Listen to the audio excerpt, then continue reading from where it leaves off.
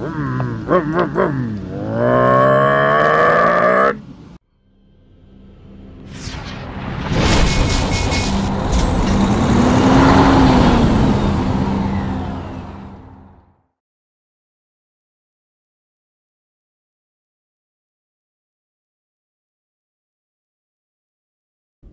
to Primm, Nevada. Apparently I'm not the only Swift driver here. Had I known, I would have parked in between them. But I'm not too far from them. Okay, so this is the first truck stop along the way. I wanted to get some food while I'm here and take an early 30-minute break. That way it'll open up the rest of my drive time.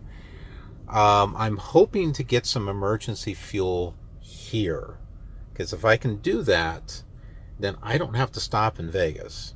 I can just keep going. So that's what I'm hoping to do. Talk to my driver leader. I guess she's thinking about it. Told her I needed to get more miles. There are several reasons why I need to get more miles. I've got other things I need to get for this truck, and I just can't do it on the loads that I'm getting, on the short loads. And I'm not getting my bonus as a result. So, and I told her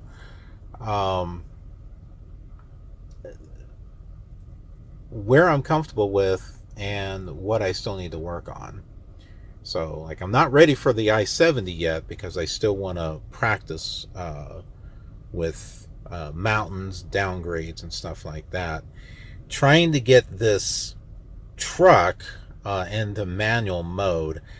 I think I know how I can do it. Now, the typical way, you normally you push this thing in, all right, to switch it to manual.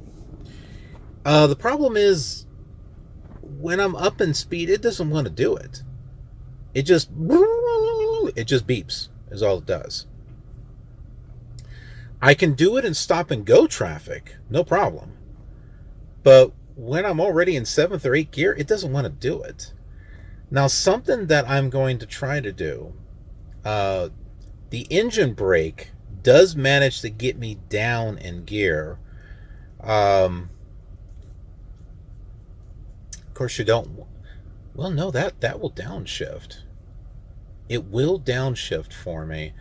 But if I can, before I get to one of those steep downgrades, if I can get my speed already down to a manageable level, 30 to 35, and then put the engine brake on, and brake before I go downhill, it might let me switch to manual. So that's something that I need to practice with. And of course, once I get down to that level, once I get down to that speed, I can put like 1 degree, 1 notch of engine brake on. And since I'm already going slow, the chances of a jackknife is not going to be as much, because I'm already going slow. I'm not going downhill at 65 miles per hour and I think some of these drivers, what they wind up doing, it's like, oh crap, I'm going really fast, and they throw the engine brake on all the way. What happens? It slows the truck down, the trailer keeps going, you wind up with a jackknife. But if you're already going slow, and you ease your way into the engine brake, I don't think you're going to have that problem. Because in ice and snow, when going downhill, you can't just go down with your regular brakes. You're going to slide, just as if you were in a car. Maybe not as bad because in a car you can pump your brakes, but and it's not as heavy. When you got a heavy load behind you, that's a different story. As I already know, going down to 70 and trying to use my brakes, they burned up. So I've been able to learn a little bit about the engine brake. So yeah, once I can, and even my mentor, he said that he was able to get himself down to like 15, 20 miles per hour and then use the engine brake, and he was able to get it into manual. I think if I can get it down to 15, 20 miles per hour, where it's like around, if it managed to get down to like fourth or fifth gear, it might let me switch to manual. So, but that's what I need to practice with. And once I get it and I got it consistently, I think I'll be okay with the i70. But she did tell me that there are other areas in the country that are worse than the i70. Oh my goodness, there's a lot of wind out there. But she did mention that on the Road Atlas, it will give the degrees of downgrade. The Garmin here, this does. Uh-oh. When I said Garmin, which result would you like? I don't want any of them. Okay.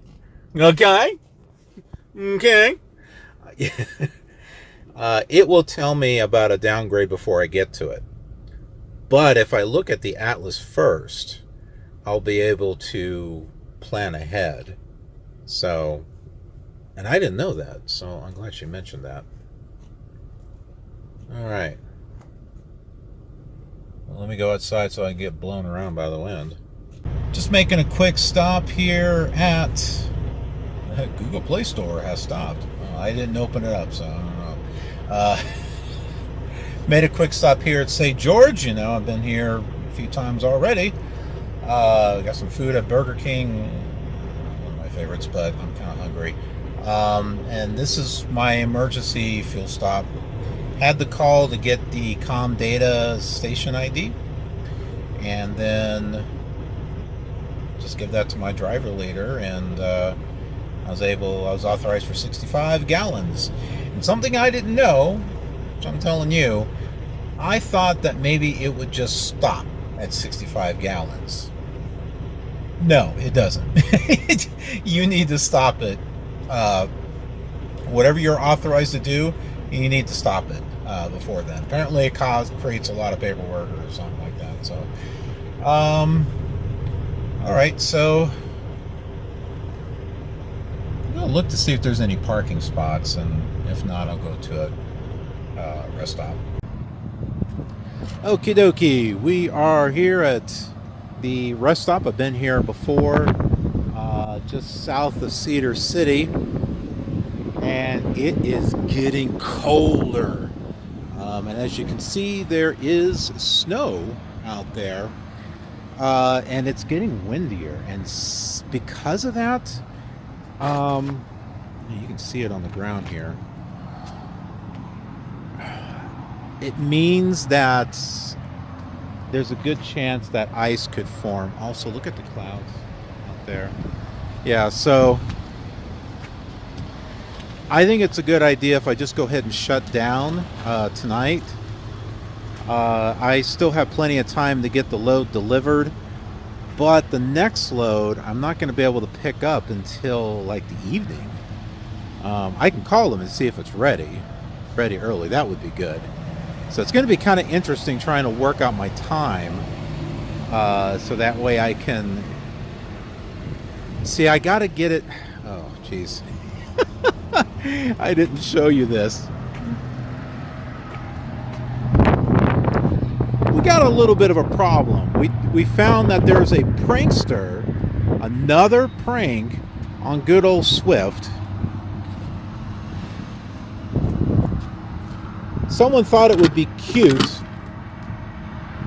That's mine. Someone thought it would be cute to put a lock on my trailer. So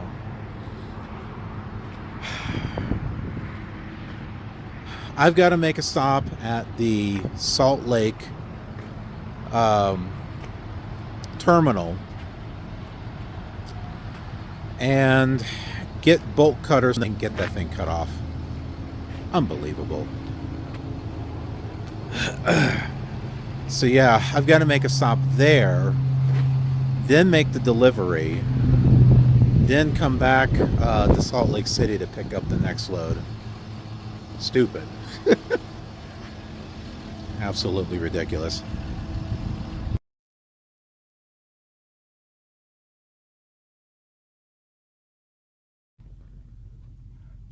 Apparently, it was a little busy last night.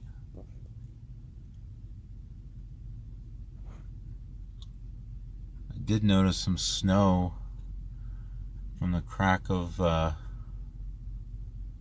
window, but yeah. And guess what? It's actually cold enough to where my truck doesn't shut off now. Oh my, it's not coming down now. Now, the real question is, am I driving in this? I don't know. But let me tell you what I've been doing. Oh my, it's coming down harder now. It is coming down harder and harder and harder. Oh my. Yep. After sitting here for, I don't know, 30, 40 minutes, this is what it looks like now.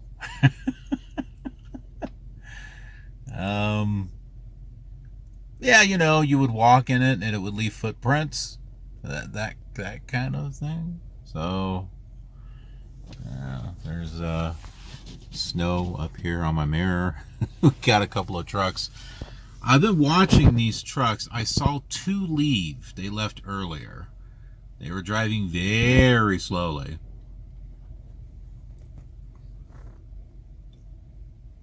Me? I wouldn't even think about leaving right now. I wouldn't leave until like later on when it gets warmer. Okay, so if I pull up my Garmin here, I want to kind of show you my thought process here. And for you experienced truck drivers, tell me what you think about this. Okay, so if I was going to move in this kind of weather, I would not go very fast and I would not go very far. So, for example, I was thinking that if I moved, and I definitely wouldn't move now, I would wait until like 11 or 12 o'clock, you know, when things are a little warmer, maybe not a whole lot warmer. But I would move about 15, 20 miles per hour with my hazard lights on. At that speed, I would get to Cedar City in about half an hour. And I can stop at a truck stop there. Or I can go to the next rest area, which would take me 2 hours.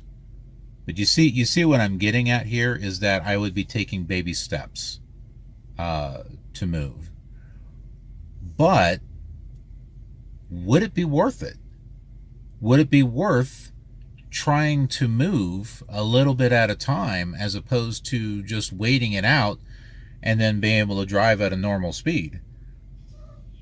Because at a normal speed, well, that would take 6 minutes, that would take 43 minutes, and that guy's leaving.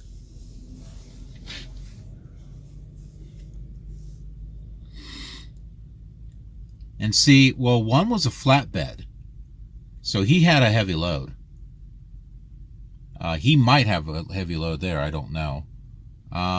We don't have a heavy load. But see, he's moving slowly. He's got his brakes on. Right? Maybe not. But that's my thought in regards to that. And with that, good night. If it looks funny, it's because of the resolution.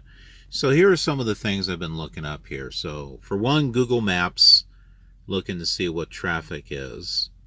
I also went to, I did a search for traffic in Utah, specifically around the I-15. Looks like last night there was a closure because some light poles, 4 light poles, had come down or needed repairs or something.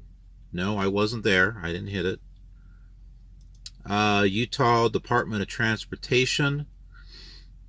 Oh, that changed. That's all yellow now. That's going through the mountains. That means that there's truck drivers going through. Let's see if I can click that.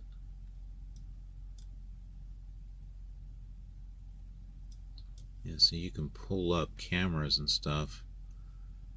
Not really sure where that's at. Parowan. We stopped here before. Oh my. Cedar City. There's an incident. I'll be dang. Northbound. Although 0 lanes impacted. Okay, that's interesting.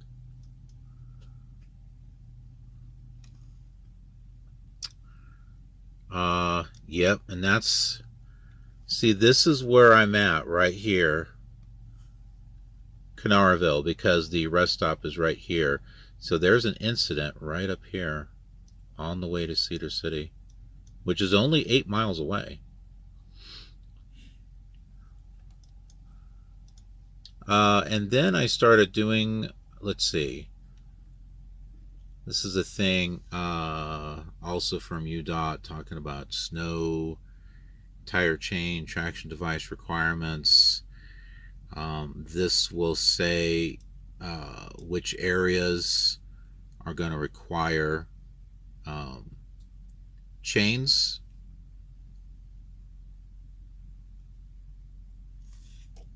Cedar City down here, there's one small part here.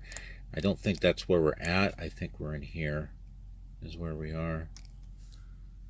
Yeah, with the snow chain requirements and Swift, they've said that if the roads require snow chains, you ain't going anywhere. Some drivers do, and they shouldn't, but yeah. Then I pulled up, I don't think I'm subscribed to this channel, but I do watch some stuff from this channel. I've mentioned that I do watch other trucking channels.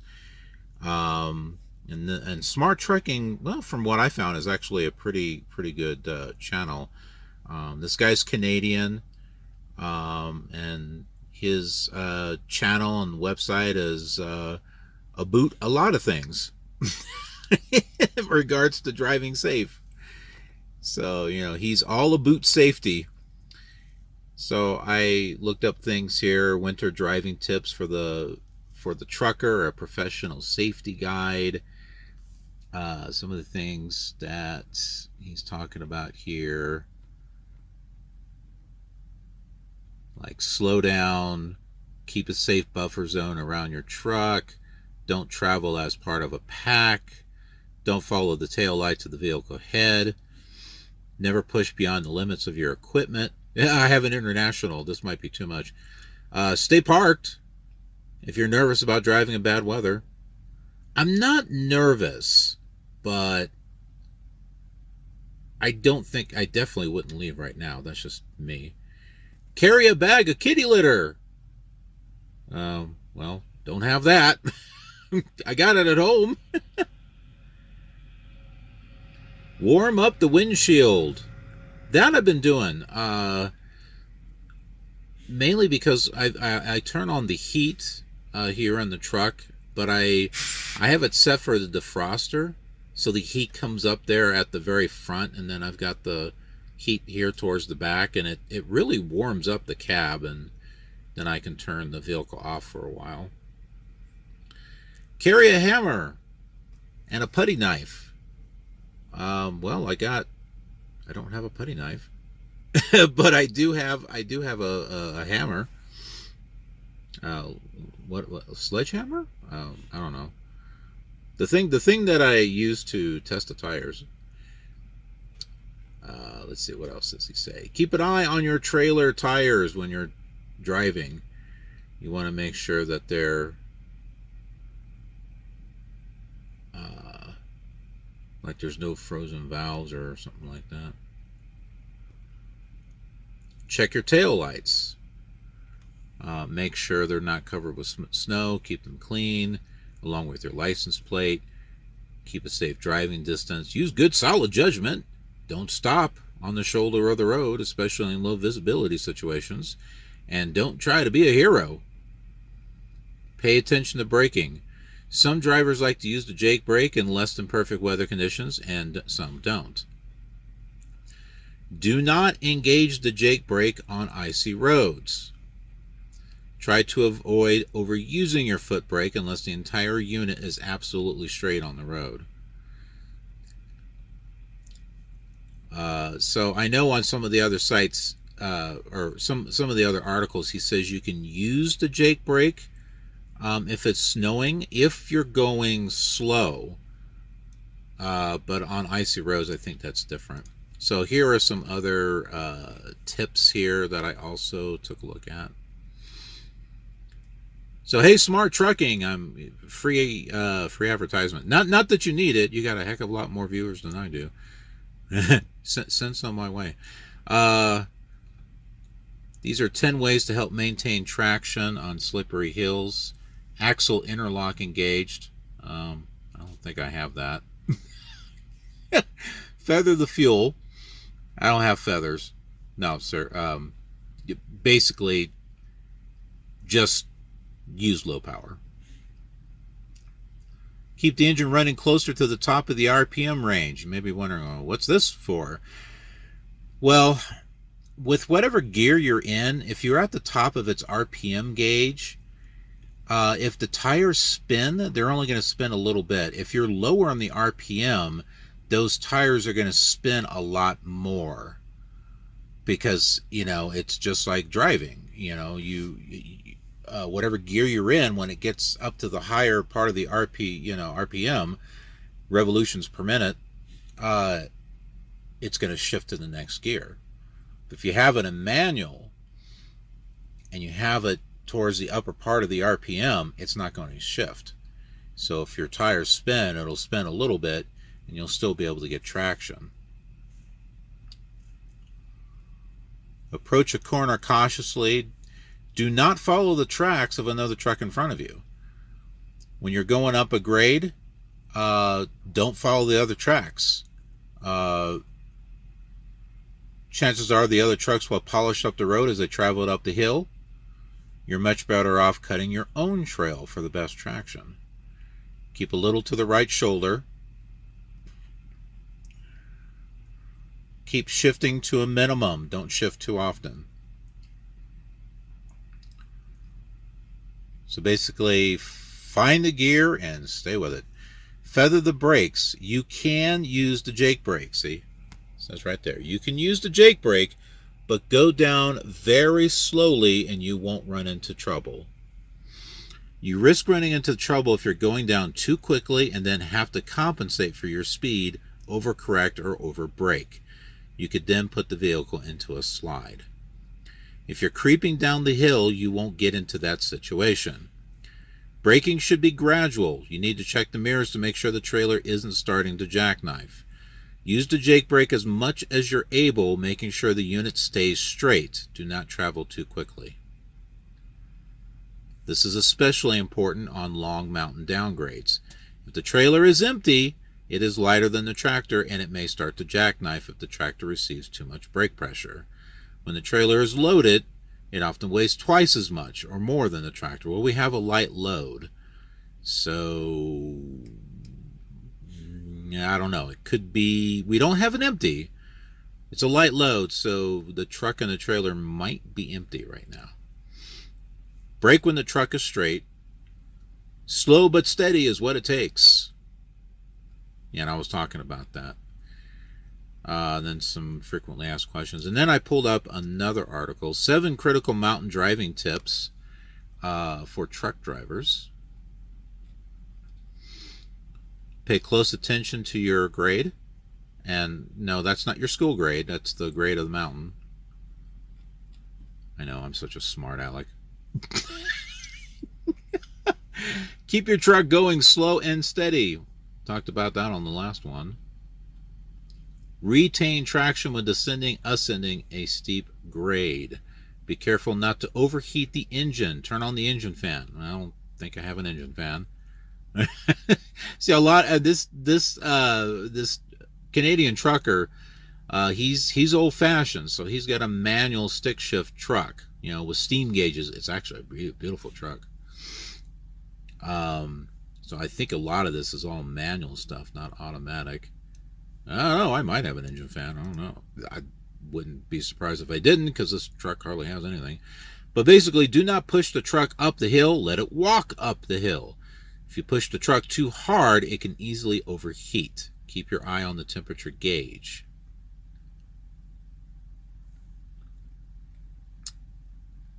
Watch the weather and chain up. Well, Swift has pretty much a policy that if you have to chain up, don't go anywhere. Don't tailgate. Yeah, other truckers, don't tailgate. My goodness, they like to tailgate. The heck is their problem? Leave as much room as possible in front of your truck and also to the side of your truck. Let's see, how to regain control of your truck when driving in the mountains. If you feel, for whatever reason, you're starting to lose control of the truck, try crowding the truck trailer unit to the shoulder of the road if possible. This will hopefully allow you to catch enough gravel to straighten the unit out. Or, as he would say, oat.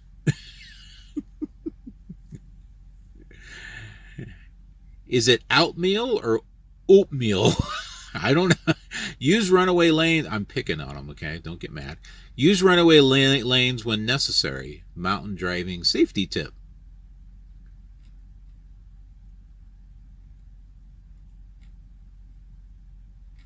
That's pretty much it. So those are the things that I've just been doing some research on since I woke up early this morning. I woke up and I looked out the crack there and I started seeing snow coming down. I'm like, oh boy. Oh boy. Just as Sam Beckett would say, the time traveler, oh boy. Looks like I really got snow. It's not completely full here, but there are trucks that did pull over.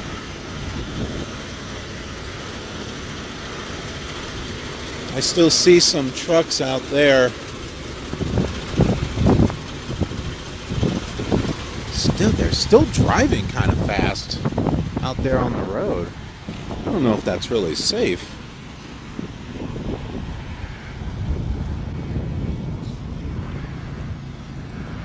Oh my, look at this. There's all kinds of trucks that are pulled over. That should be a clue. That would be the buildup of snow. That's on the truck. Once in a while, there's like things of snow that like fall off from there and go down the windshield. Oh my goodness.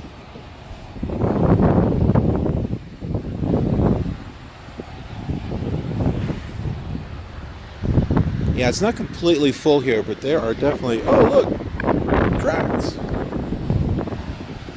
There are other trucks that are definitely parked here. They are not moving. It's like those folks over there.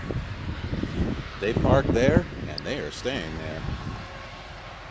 We got some that are over there too. It still looks like some of these trucks are going by so fast. Oh look, another set of prints. Who keeps walking over here to my truck? Yeah, so this is one of those situations where I'm just kind of like, Well, do I wait it out? Do I try to move a little bit? See, here's the thing. There's a Love's truck stop just 8 miles from here, but and I think I'd be able to make it just fine because it's flat from here. There's no mountains or anything like that. The problem is that will there be any parking spots available there? There's quite a few trucks that are shut down here that aren't going to move anywhere. I at least have a spot where I'm shut down. Um, but if I go to that Love's, is there going to be a spot available? I don't know. There is that Trucker's Path app, but the last reports on there was like 5 hours ago. So this is one of those times where I wouldn't mind having a CB so I could hear what's going on. Guess I'm going to need to get one a little sooner than I had originally planned. But and just because there are other trucks out there that are rolling doesn't mean that I should be. Because how do I know how much experience those drivers have that are out there? I mean, I've got 2 months. I think I'm, working on my third one now, being solo. Something tells me that a lot of those truck drivers that are out there driving haven't been driving for 3 months. They've probably been out there for a while. So just because they're rolling and they're moving does not necessarily mean that I should be doing that. Also, even though I am a new driver, at the same time, I shouldn't be trying to avoid situations like this, because guess what? There's a first time for everything, right? I'm going to have to face this sooner or later. But I'm just trying to approach it with wisdom. So it's like, okay, I'm in this situation. What am I going to do? Am I going to wait it out? Am I going to try to move a little forward?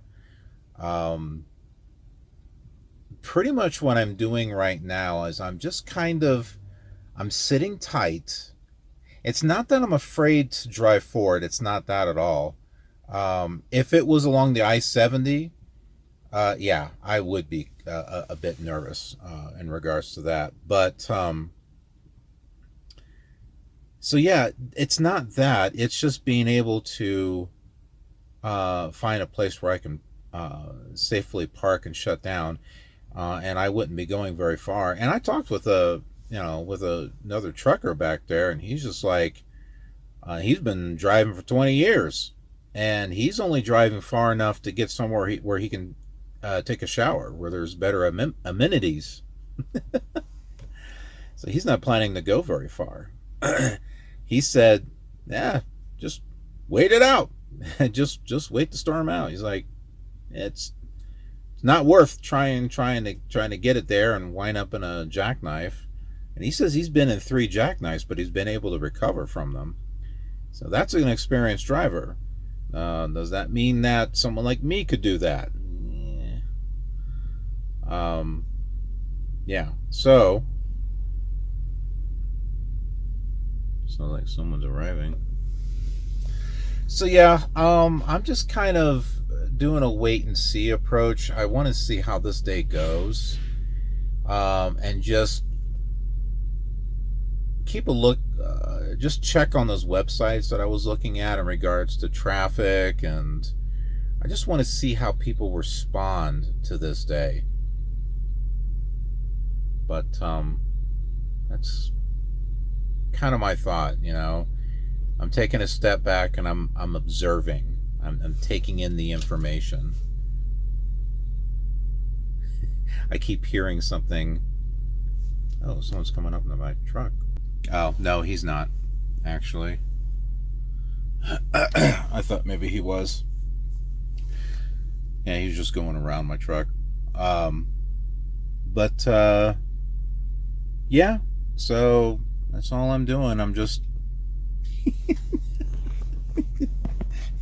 the snow just kind of just kind of falls down off the truck.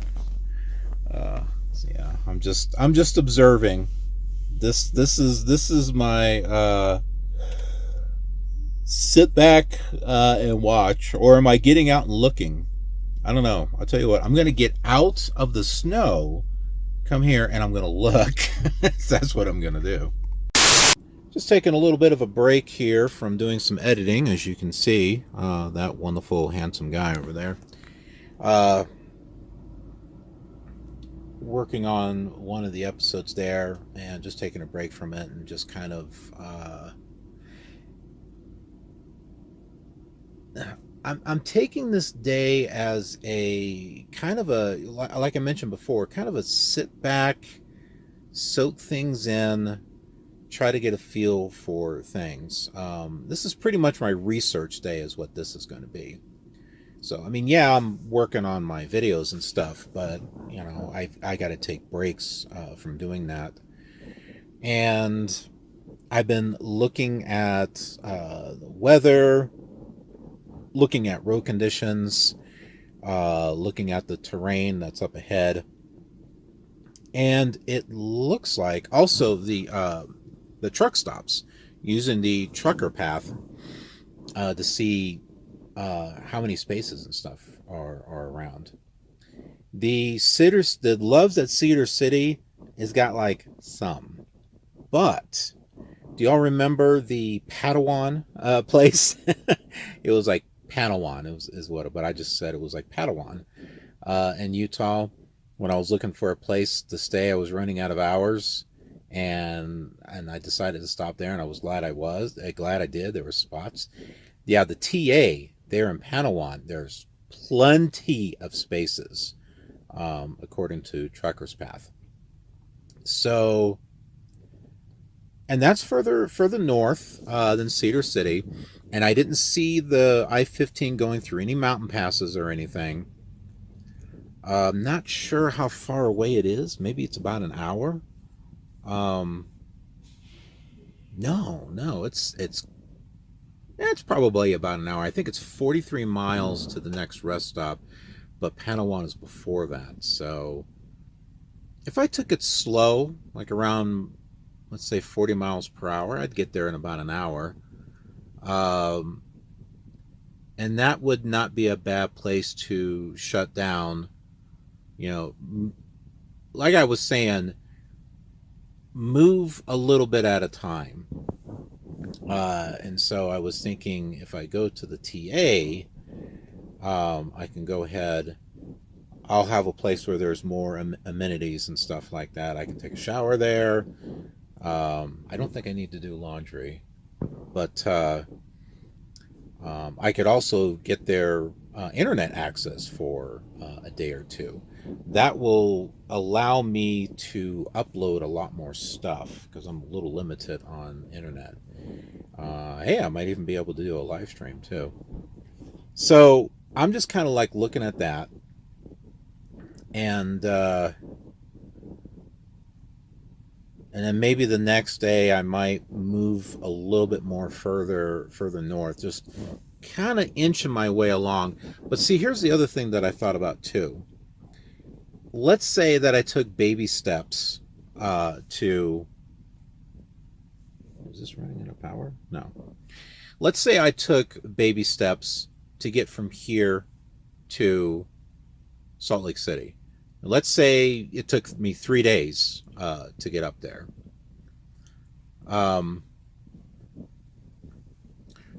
Is it smarter to inch my way up there and get there in 3 to 4 days? Or is it better to just wait out the storm and get there in just over 3 hours? Do you see what I mean? It's the whole strategy of stuff here. You know, you can sit there and yeah, you can kind of push yourself a little bit more, or you can just wait the storm out and then just go like you normally do. So I'm curious, for you folks out there that have been driving a lot longer than me, what do you do? Do you just kind of take it a little bit further, a little bit further? Or you just say, nah, screw it, I'm just going to wait for the storm to pass and then I'll just drive like I normally do? I'm curious. I'm curious on what it is that you do and why you do it. So don't just tell me what it is that you do, but I want to know why too. I want to know what's going in your head when you're thinking that. Um, I like to know what people are thinking and why they're thinking those things, because it gets me to reevaluate and kind of maybe take some ideas from this person and that person and try to work it on for something that works for me. So really curious. Let me know. Don't be afraid. Don't be afraid to leave some comments there on the video, because I really want to hear from you. There's also something else that I'm observing right now, and that's the behavior of other truckers. I don't mean attitude. I mean, like, what are they doing? So I've noticed that more trucks have disappeared around this time, and it is 11:25 a.m. This is about the time that I was thinking about heading out myself, was around 11 in the morning. Now, the big question is, how long are people going to drive? So I want to take a look. I want to get out and look. And I want to see. So there's still some trucks over here. I did notice before this guy parked here that a lot of those trucks that were parked over there were gone. But I want to see about what time more and more trucks come to this rest stop and stop, so that it'll give me an idea of, okay, what are other truckers doing? Are they heading out? Like, what time do they usually head out? And weather situations like this, it looks to me that they're heading out somewhere between 10 and 11 o'clock, or 10 and 12 o'clock, around, basically around 11, which is what I was thinking. But how long do they go and drive? Obviously, if the weather gets bad, they're gonna stop. Well, at least you would think they would. But yeah, I'm just kind of curious. So that's why this is a research day for me. This is not a get out and look. This is a stay inside and wait and research day is what this is. Now, I think I've mentioned in this series before, and if I haven't, well, now I am, that my mind processes things a little bit differently. I'm not your typical type of trucker type of person. Just watching this series or anything else on this channel will make that painfully obvious. Well, I hope it's not painful. But I tend to, in order for me to improve and get better, sometimes I have to take a step back and I need to analyze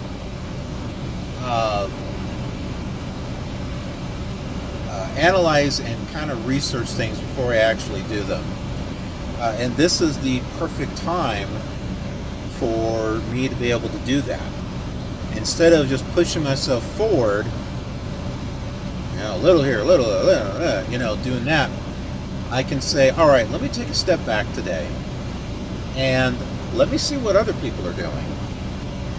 Let me keep an eye on the weather, see how the weather is, how people are reacting to it, and look up some articles in regards to driving in this weather, as far as new drivers driving in this weather, maybe some videos in regards to driving. Like, for example, you can see there is slush out there on the road. Okay, so is that going to be a problem for tractor trailers? And at what point is it a problem? Is it a problem if you're going really fast on it, or You know, so these are things that I can look up on this day where I'm sick from COVID. No. On this day where I'm just taking a step back and I'm observing and trying to learn from the people around me. So, but, and also I'm formulating a game plan. I also want to study the terrain between here and what's to come, to see if how far can I go before I start getting to mountainous areas, you know, and where should I shut down before I get there? So things that I'm taking a look at. So if you're new and you are going through a situation like this, don't be afraid to just take a step back. Just find a place to stop and send your macro, let your driver leader know, it's like, hey, look, I don't feel safe driving today. I need to take a day to be able to plan out what my next step is going to be. That's pretty much what I'm doing. I'm taking this day to carefully analyze what my next step is going to be. And so far, I think my next step is to go to the Travel Centers of America, the TA truck stop in Panawan. I've been there before, and by looking at the Trucker's Path app, I saw that there were many spots available there. And it's just like the last time we went there. It's a small town. There's not a Walmart there. There's a Family Dollar, but Panawan is like on the other side of the freeway, and it's a good distance to walk. So there really isn't anything major there, and I think that's why that's why truckers aren't stopping there, because there's really not much there in the town to really do. I noticed that these truck stops, they fill up a lot more when it's in a more bigger city-like type of thing. But you know what? I'm okay going to you know, a small little town. I think those are interesting, as a matter of fact. So my plan is to go to Panawan, and I don't know. We might shut down there at Panawan, and I'll take a shower and stuff like I mentioned, and maybe go into town. See if there's an Uber or something I can get, and go into town and you know, check things out. I think it might be a little too far to walk, but yeah, just a little something. But that's just kind of my thing. I'll look up some videos, and I'll let you know. I'll let you folks know what I find. This is another thing that I'm taking a little bit of time looking at, and that's the atlas, to try to get a little familiar with things. I found this interesting. This is low clearance locations for the different states. This is helpful. You've got this information right here, and you can plan ahead if you know you're going into a certain state, and you know, like for example, for Arizona, you're going to be dealing with a 13-foot 6-inch clearance for Casa Grande, Morenci, I think I'm saying that right, and some other place. And then you got your way stations, but like here in Arkansas, 13.6 or less clearance. Camden, Terrell, Truman, Parkin, Garland City, Mountainburg, North Little Rock. You know, and it tells you the heights and stuff and where it's at. So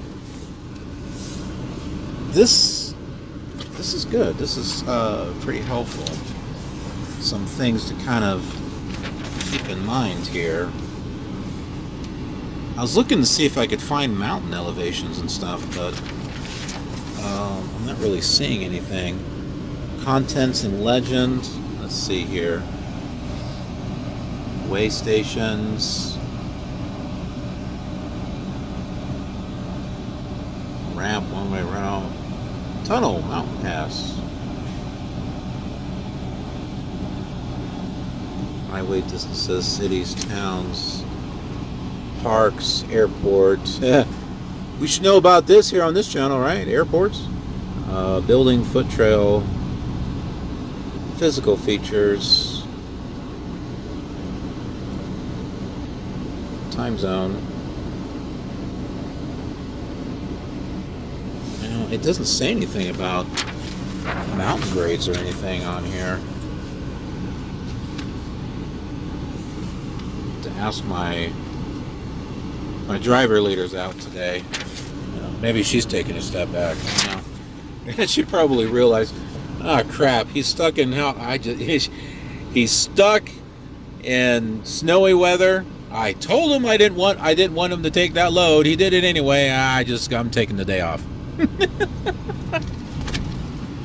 See, now the truck is shutting down because it doesn't think it's cold enough out there. Whatever. Thing's annoying. But yeah. So just kind of looking ahead at stuff.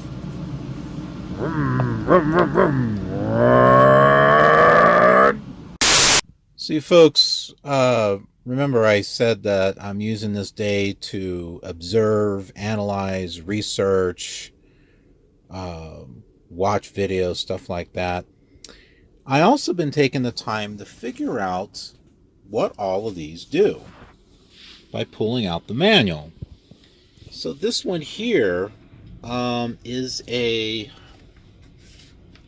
a PDL lock. It's used to lock together the front and rear axle of a tandem for improved traction at low speeds on low traction surfaces.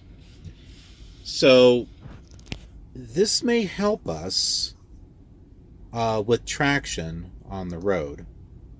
This one may also help out. This is the off-road traction. I'm looking for the actual... There's another one here for differential lock, but that's not on this dash.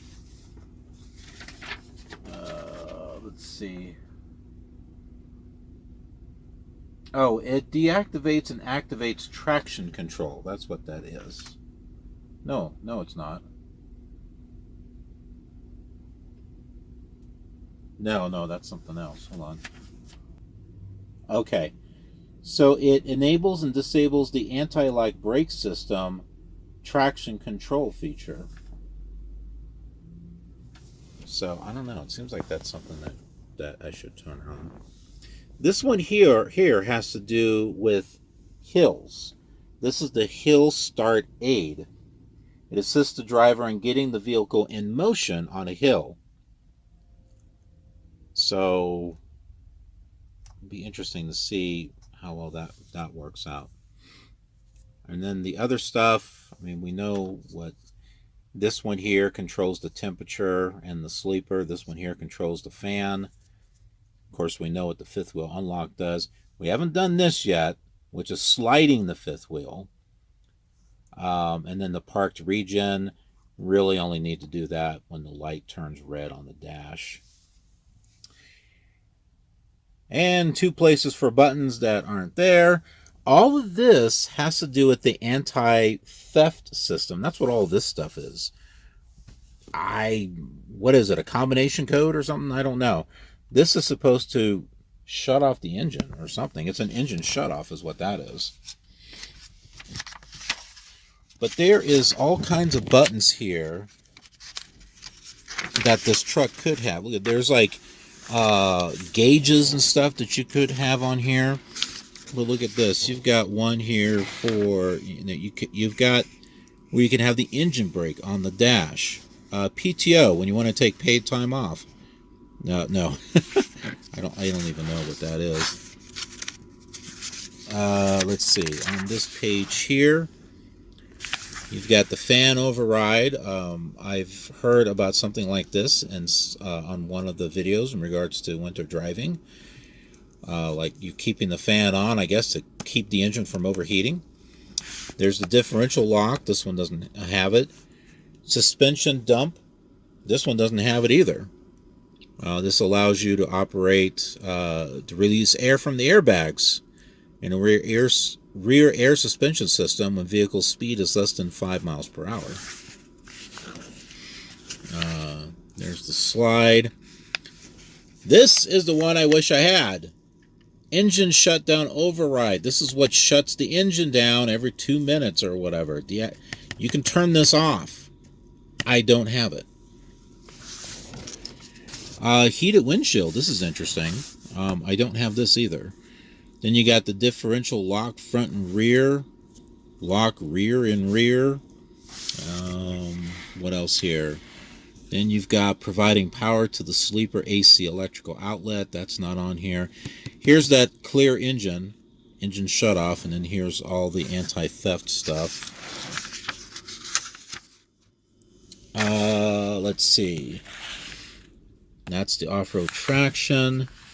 Then you have something here where you have the ability to inhibit the regen. Then there's the park regen. With that one we have. Here's the hill aid start. There's that PTO thing again. There's another PTO thing again. This is auto start stop. This switch allows driver to enable or disable the auto start stop system. When enabled, it allows automatic or manual remote start stop engine via an engine control switch on the sleeper control panel. Well, that's interesting. I guess I need to start the engine. Oh, that would be awesome. Because if I am in the back and the power, and the engine shuts off, I can just turn it on again by hitting a switch. But no, I don't have this. Why? Why, Swift? Why? Some of this stuff would be really helpful to have. Transmission mode, rear axle load distribution, and then there's like climate control and stuff. So I've been looking up on how to operate a lot of these gauges and stuff. One thing, in case you happen to have a international, if you happen to be cursed with one, what is that? A piece of cheese or something over there? What is that? I don't know what that is. If for some reason your air conditioner doesn't seem to be working, push this. You have to push this button and it will light up and you'll get your air. I don't know if that's the problem I had before. They told me there was a compressor that was out. I mean, it was blowing hot air, that one last time. But yeah, I've noticed that when you push this in, I just found out by mistake. But yeah, that will do that. What does this one do? Hold on. I forgot what that one did.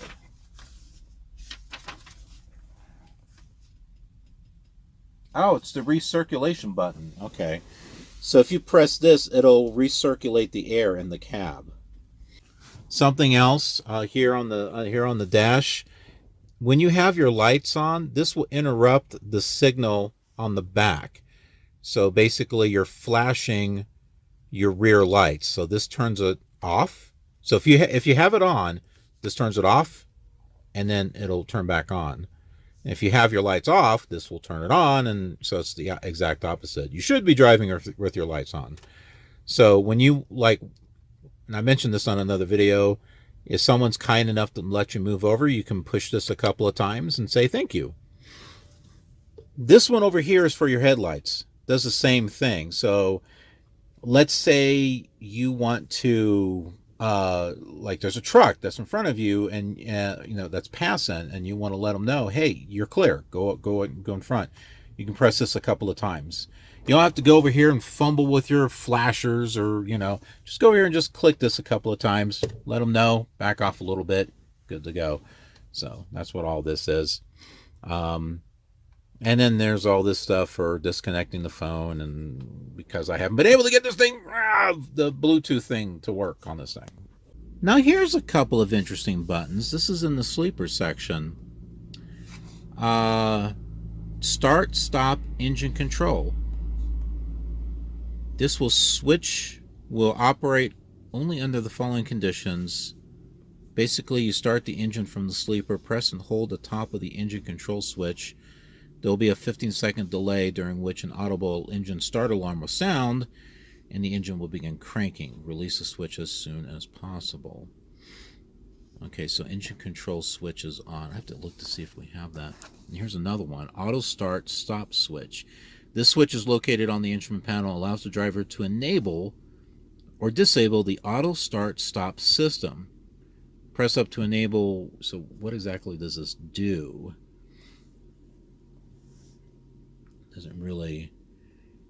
Doesn't say really what it would be for, but let's go back here to the Killer Gamer bunk. And let's see what I have over here. Absolutely nothing. See, Swift, I could use a button right here. I would be able to start the engine over here. But no, I have to have a truck that doesn't have any comforts whatsoever. Well, it's got some, but it doesn't have the ones that would really, really be helpful for a driver that's out here on the road. I'll go to the shop and say, can you add these? That'd be great. Thanks. So I'm still, doing research, in between, working on stuff. I'm actually putting together some music that's going to be used for this series for the POV shots and stuff. But I came across one article because I was looking for driving on slush and stuff because I noticed that bye I noticed that there was slush out there on the road, or this parking area this morning, and I would think, yeah, it's kind of slippery, and it is. But I came across something in this article that was interesting.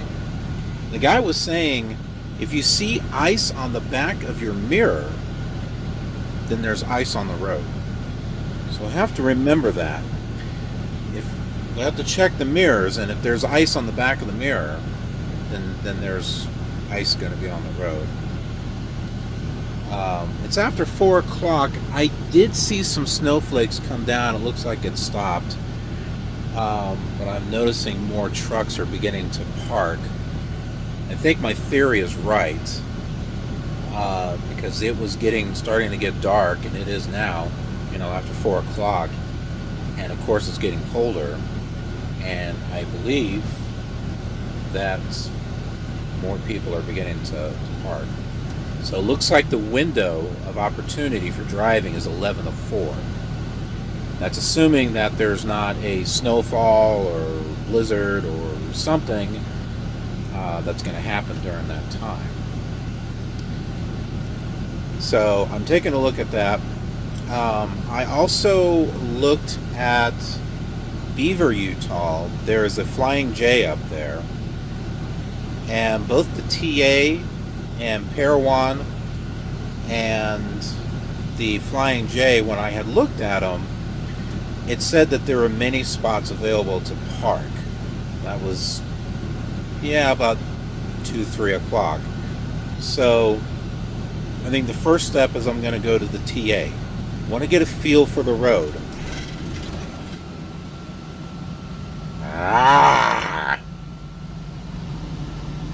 So it's 34 degrees and it's not supposed to shut off, but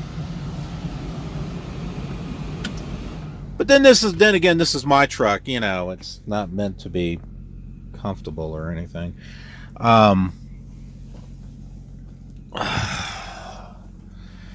So I'm going to go to that TA truck stop. I want to get a feel for the road. Like I said, I'm going to take it easy. It's 40 miles away. I'm just going to drive at 40 miles per hour. I'll let it take an hour to get there. That way I can get a feel for the road at that speed. Does it seem to slide a little bit? Does it seem like I can control it? And I can do some things like gently pressing the brakes a little bit, just to get a feel for how it's going to be. I've got to find this out somehow, but the best way to do it is just kind of ease my way into it. It's kind of like testing out a pool before you jump in, right? You stick your toes in there to kind of feel if it's warm enough or too cold, too hot. But then you also need to learn how to dog paddle or float before you can swim. Naturally, you don't want to float over, the road. That's probably a bad thing, like floating on ice. But you want traction. So I just want to take this a little bit at a time to try to not really build my confidence. I guess, it is confidence in a way. Right? Right? So yeah, I guess it is confidence in a way. It's like I said, I'm not scared or frightened or anything. I just want to approach this wisely, because I've never driven in this before. And all it takes is one mistake and things could go wrong. So it was like one video that I saw, it said, you have many chances to drive slow, but only one chance to drive fast. So I thought that was an interesting thing. So yeah, once I get to the TA, I'll kind of evaluate how the driving went. Gives me a little bit of a chance to kind of practice backing the truck and trailer also. Then I don't know, I'll reevaluate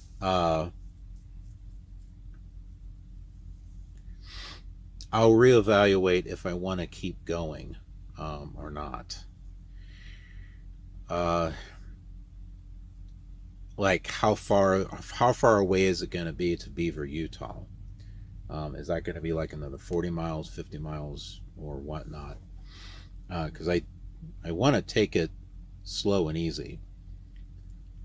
So if it's going to take, another 2 hours to get there at the speed that I want to go, I'm probably not going to do it. If it's like another hour, I probably would do it.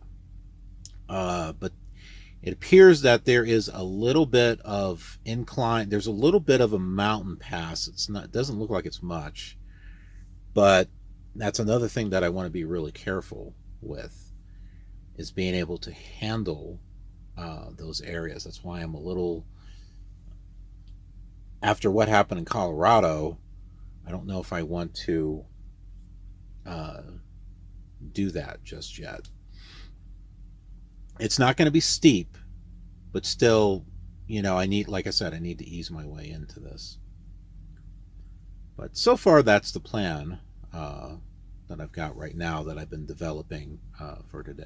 Not for today, but what I've been working with my research and analysis and all that. All right, we're outside here. You can see that there's a couple of spaces here right next to Schneider.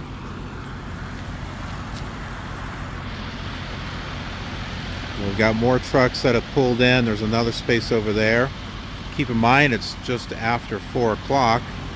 Dogs hopping to show up too, so wow, look at the mountains in the back.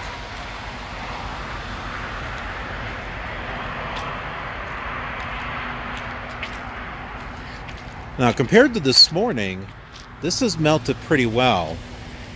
It is snowing, by the way. However, once the sun once it starts getting dark, this is probably going to freeze. And it's black, right? So it may turn into black ice. Something that we want to be careful of. Okay, so all those trucks that were parked over there, they're gone. But you can see, I think these folks here, they're saying, "Up, it's getting dark. It's time to close or shut down." And that was the feeling that I had too. This is why I wanted to take one day to observe and analyze. I don't think it's going to hurt.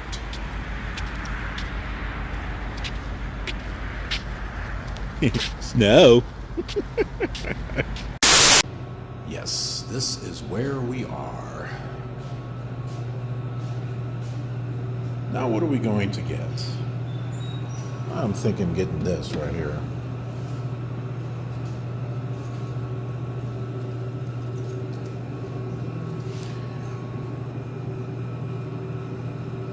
How come these machines never have pretzels?